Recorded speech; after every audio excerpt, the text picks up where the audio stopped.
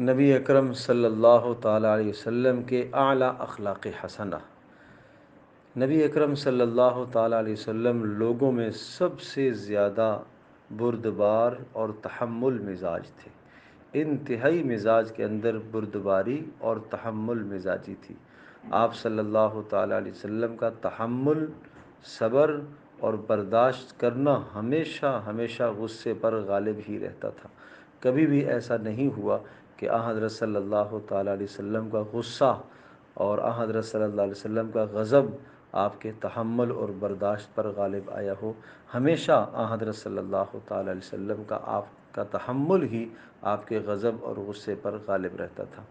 کوئی نادان اگر آپ علیہ السلام کو غصہ دلانے کی کوشش کرتا تو ہمیشہ صبر اور برداشت کرتے، اور برداشت ہی سے آپ علیہ السلام اس کو جواب دیا کرتے تھے، اور آپ کا برداشت کرنا اس کی نادانی پر غالب ہی رہتا تھا۔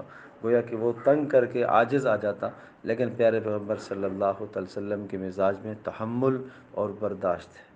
ہاں، کبھی کبھار حضرت صلی اللہ تعالیٰ علیہ وسلم جہاں اللہ تبارک و تعالیٰ کے کسی حکم کو ٹوٹتا ہوا دیکھتے، اسلام اور شریعت کے خلاف کوئی بات دیکھتے، تو حضرت صلی اللہ علیہ وسلم غصے کا اظہار فرمایا کرتے تھے، ناپسندیدگی کا اظہار فرماتے تھے، اور یہ غصہ فرمانا اور ناپسندیدگی کا اظہار بھی محض اللہ تبارک و تعالیٰ کی رضا کے لیے ہوتا تھا۔